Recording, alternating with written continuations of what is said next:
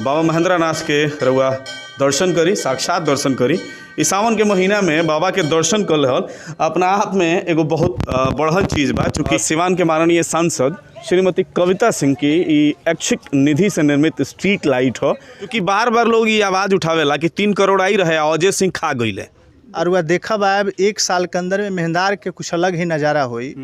यहाँ जगह जगह पर हुआ लगभग है जितना रुआ दिखता है घाट वगैरह सब पर लाल पत्थर लागी। अच्छा, ओकरा बाद 8 फीट के परिक्रमा पथ हो जाई, ऊपर भी सब पत्थर वगैरह लागी। 4 फीट के आसपास। हाँ, 4 फीट के आसपास बा। उत्तर साइड में एगो पुलिया रुआ ध्वस्त रहला, वो पुलिया के निर्माण हो गई। टोटल जितना परिक्रमा पथ बा सब पर लागी पत्थर। और ओकरा अलावा जहाँ तहाँ ऊपर बैठे खातिर हुआ जगह जगह पर सीमेंटेड बेंच बनी, पेयजल के व्यवस्था हुई, शेड बनी।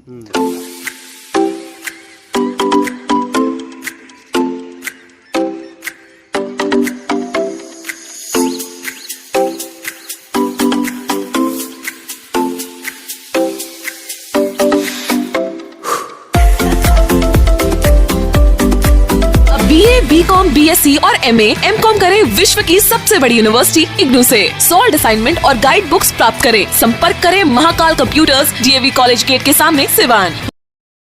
डाउनलोड करें भोजपुरी के पहला storytelling mobile app Yayavari via Bhojpuri play store से और डूब जाएं दुनिया भर के कहानियन के अद्भुत सागर में आपन भाषा भोजपुरी में। यायावरी वाया भोजपुरी, कथा कहानी आपन बानी। नमस्कार, हमें राना रुआ देख रहल बानी मैच बॉक्स। और आज हमनी के बानी जा बाबा के नगरी यानी कि बाबा महेंद्रनाथ के स्थान पर।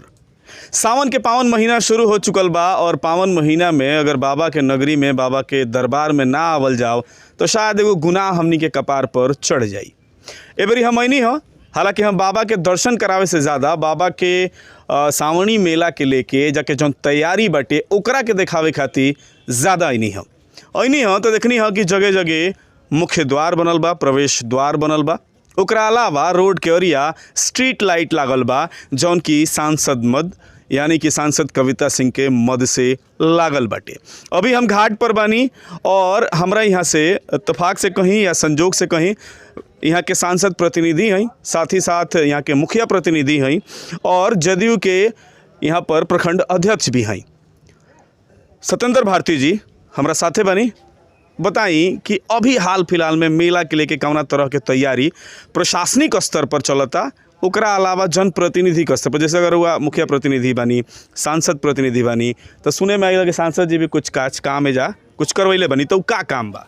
सर्वप्रथम रउरा दर्शक लोग के भगवान शिव के अनंत भक्त लोग बा, ओहू सब लोग के हम अपना तरफ से यह रामगढ़ पंचायत के तरफ से बहुत सारा शुभकामना और धन्यवाद देतानी कि रउए सबके बनावल और रउए सबके परंपरा के हमनी के निर्वाह करे के मौका मिलल बा।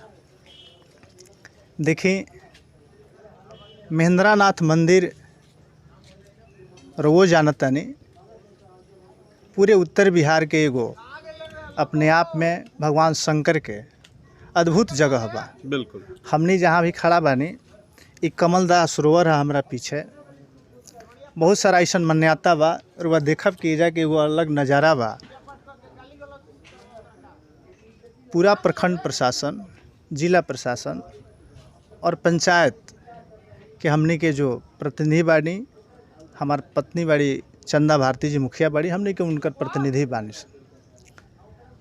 और सब लोग लाग के यहाँ के दुकानदार भाई लोग, यहाँ के पुजेड़ी जी लोग, यहाँ के आम लोग मिल के बड़ी उत्साह के साथे अब की तैयारी करता कि शिव भक्त लोग के कहीं कोनो तरह के परेशानी ना हो। बिल्कुल। और वही तैयारी के क्रम में रुआ ओकर निरीक्षण करे आयल बने, देखे आयल बने।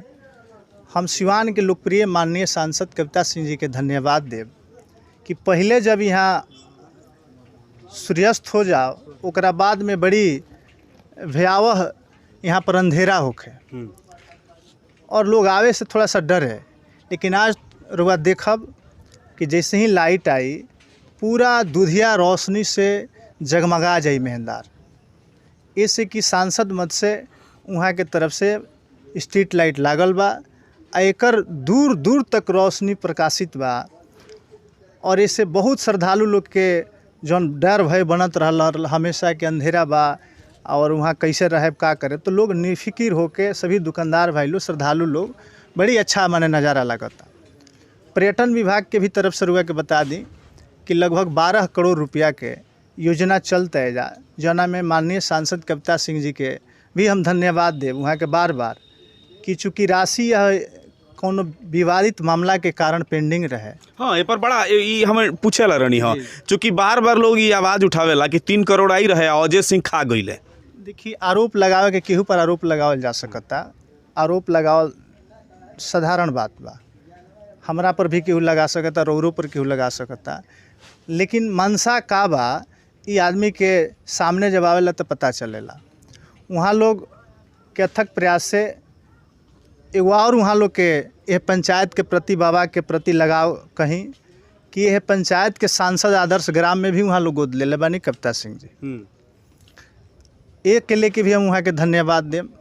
जैसे ही सांसद आदर्श ग्राम पंचायती भइल हमनी के भी लाग के कि मेहंदार के विकास होखे के चाहे, वहाँ के सरकार में जाके जैसे भी हो सकता है जौन व्यवधान रहे ओकरा के दूर करके अब पर्यटन विभाग के टेंडर वगैरह क्लियर हो गई, काम अभी चलता और वह देखा बा अब 1 साल के अंदर में मेहंदार के कुछ अलग ही नज़ारा होई।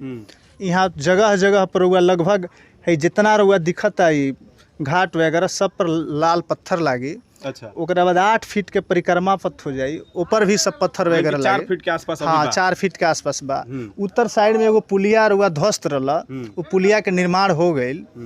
उ टोटल जितना परिक्रमा पथ बा सब पर लागी पत्थर। और ओकरा अलावा जहाँ तहाँ ऊपर बैठे खातिर हुआ जगह जगह पर सीमेंटेड बेंच बनी, पेयजल के व्यवस्था हुई, शेड बनी। माने विकास के मामले में मेहंदार हुआ 1 साल के अंतराल में देखे में कि बहुत आगे डेवलप हो गई। परिक्रमा पथ के अलावा भी रुआ बहुत सारा यहाँ विकास हो रहा बा, जौन कि जे मंदिर बा, मंदिर के आगे जितना कैंपस बा सब के ढलाई करके सब पर पत्थर लगावे के बा। पीछे जितना एरिया बा सबके ओकरा के कवर करके रुआ के ऊपर फेवर ब्लॉक करे के बा। यानी अब ओकरा बाद सांसद साहब के हमने के बोलनी जा कि 80 गो लाइट के पर्यटन विभाग के तरफ से रहे कि परिक्रमा पथ पर लगावे के। फिर हमने के बोलनी जा सांसद साहब के जानकारी भइल, फिर वहाँ के लेटर लिखने अभी 200 स्ट्रीट लाइट रुआ परिक्रमा पथ पर फिर लागे जाता। अच्छा, हाई मास्क लाइट 4 गो यहाँ स्वीकृत हो गई बा, जौन कि जे चारों कोण पर लागी। हमनी के पंचायत के भी तरफ से एक मनरेगा के द्वारा बड़ा पार्क के निर्माण मुखिया चंदा भारती जी के तरफ से बनावल जा रहा बा। सार्वजनिक शौचालय, स्नान घर वगैरह के एक बहुत बड़ा माने कम्बिनेशन करके रुआ पश्चिम भिंडा पर बनावल जा रहा बा। माने जगह जगह हमनी के प्रयास बा सब लोग के सहयोग से कि महेंद्रनाथ चूँकि एगो बहुत ही पुण्यस्थली बा, ये विकास करो। ये विकास भइला से सिर्फ धार्मिक ही ना आर्थिक विकास भी इस क्षेत्र के लोग के होई। बिल्कुल बिल्कुल, कि एजा के क्षेत्र के लोग एजा व्यापार करता, अपन रोजगार के लिए बा, तो ओकर विकास हुई। यहाँ घाट भी जौन है महिला घाट बनल बा, ये भी शायद माता जगमातो देवी के द्वारा बनवाल। ये माता जगमातो देवी जी जब विधायक हुए निर्दलीय, तो वहाँ के सपना रहे कि हम मेहंदार में ही पहले वर्क कोई शुरू करें। तो यहाँ महिला घाट बनौनी, वहाँ विस्तृत रूप से रुआ देखे बुझा तो महिला लोग के अलग कपड़ा वगैरह चेंज करे खातिर रूम बनल, घाट बनल, जो उनके सामने बा। माने यहाँ विकास के एक नया रुआ बा की आयाम रचल जाता। और आवे वाला 1 साल के अंदर जैसन रुआ मेहंदार के सपना में सोचले हो के जनता सोचले हो या श्रद्धालु लोग सोचले हो, पूर्ण रूप से मेहंदार रोशन दिखी जी। चूँकि अभी तक जैसे जौन विकास होत रहा है जाके वो व्यक्तिगत स्तर पर करत रहा, केहू आवता तो केहू बनवा दिलस, धर्मशाला बनवा दिलस, केहू कुछ बनवा दिलस। एगो चीज़ और रहेला, हम देखनी कि पुलिस के भारी संख्या जौन बाटे उन्हें टिकल बाटे जौन पंचायत सरकार भवन बा ओजा, काहे कि असुरक्षा के भाव भी तनी रहेला कि मेला बा, भीड़ भाड़ बा, तो में कुछ छीना झपटी हो जाओ। तो ओकरा के प्रशासनिक स्तर पर प्रशासनिक स्तर पर देखी कोई भय के माहौल ना रहे और कहीं कोई श्रद्धालु के कोई परेशानी ना होके। देखिए, जिला प्रशासन के हम धन्यवाद देव, प्रखंड प्रशासन के धन्यवाद देव, थाना प्रभारी के धन्यवाद देव, सीओ साहब के धन्यवाद देव, कि सब लोग लाग के वीडियो साहब के धन्यवाद दें कि लगातार मेला शुरू होके से 4 दिन पहले से तैयारी यानी प्रशासनिक शुरू बा या और साफ सफाई की सब पहले से बा, लेकिन कहाँ फोर्स लागी, कहाँ हमनी के मजिस्ट्रेट रही, के कहाँ रही, वहाँ लोग के तरफ से लगातार प्रयास हो रहा बा। हमरा होते कि लगभग 75 से अधिक बल यहाँ आ गई बा और डिमांड भइल बा और हुआ बल के कहीं कोनो कमी ना पड़ी। हमनी के भी ओमे सब लोग लागी वॉलेंटियर वगैरह लाग के श्रद्धालु के कहीं कोनो परेशानी ना होई हमनी के विश्वास दिलावतानी जा। हमनी के आग्रह करम से कि जे आवे बाबा महेंद्रनाथ में पूजा पाठ करे और निश्चित तौर पे भगवान से सब लोग प्रार्थना करे, हमनियो प्रार्थना करें जा कि यह मेहंदार ही ना, जिला ही ना, पूरा बिहार ही ना, देश भी जौन बा खुशहाल रहो। ये बाबा के पावन जौन बा की महीना है, ये सावन महीना में सब लोग जौन बा की आनंदित रहो, हमने के यह कामना बा। बाबा से भी हमने के आशीर्वाद मांगे। चलिए बहुत बहुत धन्यवाद। तरुआ के हम थोड़ा सा और दिखा दे कोशिश करते नहीं, हालांकि अभी लाइट नहीं है, बारिश पड़ रहा और हमनी के अइला पर बारिश भइल।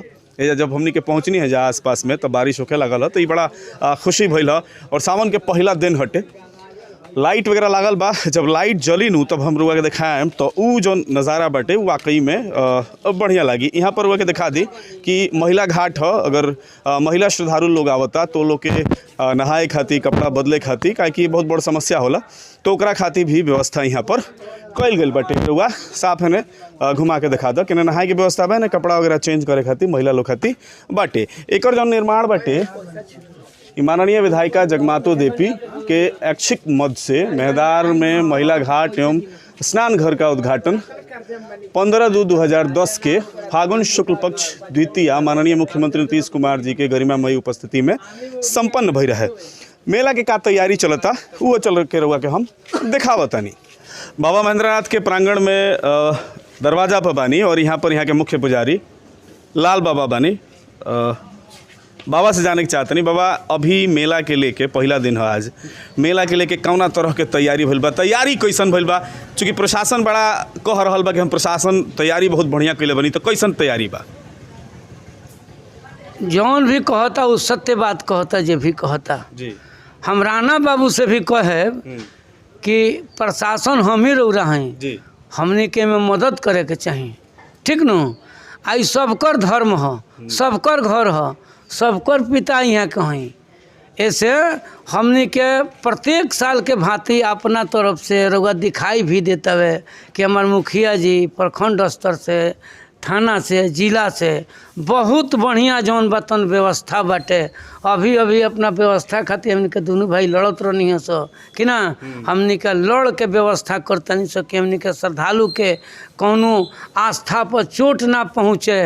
बाबा लाखों के संख्या में जब श्रद्धालु आवेले पूरा सावन भर, अपना क्षेत्र के जे लोग भी बाबा बैद्यनाथ खातिर जाला तो यही जैसे पहले पूजा करेला तब जाला, तो जे भी एजा श्रद्धालु आवेला बा ओ लोग से का कहम सावन के लेके? सावन के लेके कहब कि जे भी आई सबकर धर्म हो, सबकर घर हो, सभे जे आई उहो जगह के प्रतिष्ठा के रक्षा करी आ बढ़िया से पूजा क के जाई। चली तो तैयारी जौन बाटे पुरजोर बाटे। रहुआ अगर सावन के महीना चलता और सबसे ज़्यादा भीड़ जौन होला वो सावन के सोमवारी के होई, सुख के होई, ओकरा बाद सावन के सिरात के होई, तो एजा आई समुचित व्यवस्था बाटे। व्यवस्था और भी हम दिखावे के कोशिश करें, देखत रही मैच बॉक्स। तो बाबा के हम दर्शन करावे के कोशिश करते नहीं, चूँकि मंदिर के पट खुलल बाटे और संध्या आरती के बेरा भी हो रहा बा, तो हम संध्या आरती भी दिखाए में बेरा। ओकरा पहले बाबा के थोड़ा सा रुआ के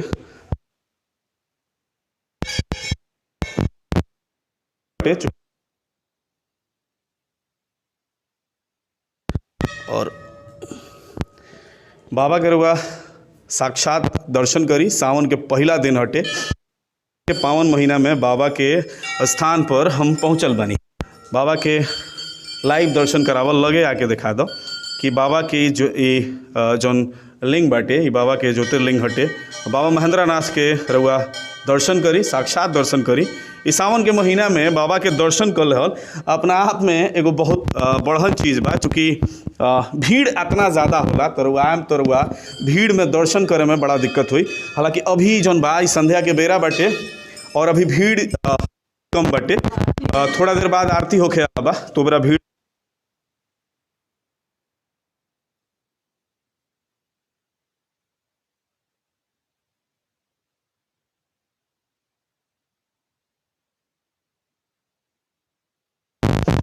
के महीना हो तो सावन के महीना में दर्शन कर ली। पहला हम संध्या चल गई। माता पार्वती के स्थान पर्याप्त बा और दर्शन करी, जूम करके माता जी के दर्शन करावत दर्शक बंधु के माता जी के दर्शन करी। और सावन में देखी अगर वह दूर बनी तो वह आवे में अक्षम बनी, संभव नहीं खे, पॉसिबल नहीं करे वह खातिर यहाँ हम लोग के दर्शन कराए थे। आगे मंदिर में लाइट की कमी बटे न तो लंबा महाकाली मंदिर, आशुतोष भगवान और माता पार्वती के जो मंदिर बा वहाँ हम लोग के दर्शन करे थी। देखिए लाइट आ चुकल बा, हम लोग के दिखा दी कि यहाँ पर जो स्ट्रीट लाइट भी हाल फिलहाल में लागल बा। ओकरा बाद जौन बाबा के प्रांगण बाटे तो प्रांगण जौन बा दुधिया रोशनी से जगमग बाटे और चारों तरफ उजाला बाटे। अब अगर रात्रि में भी रउआ जा आवतनी तो रउआ कहीं भी असुरक्षा के भावना दिखी, चूँकि ई जौन बाटे नु मंदिर के चारों तरफ एक तो पहले जहाँ मेला के जौन स्थान बा वो चारों तरफ बा, प्लस रास्ता में होने आगे तक बा, हेनियो आगे तक बा। तो यहाँ आसपास में बाबा के मंदिर के आसपास में पूरा लाइट के समुचित व्यवस्था कर गई बा।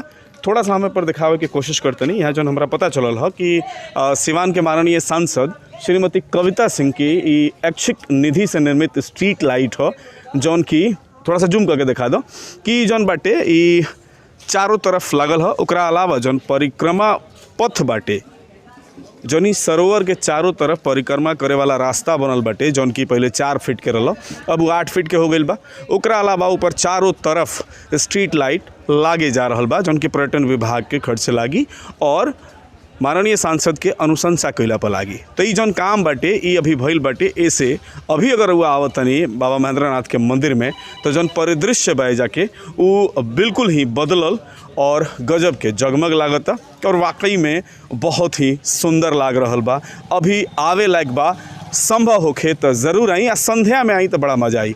ओकर फ़ायदा ये एगो हो जाए कि 7:30 से 8 बजे के आसपास यहाँ पर संध्या आरती होला, बाबा महेंद्रनाथ मंदिर में श्रृंगार होला और आरती होला।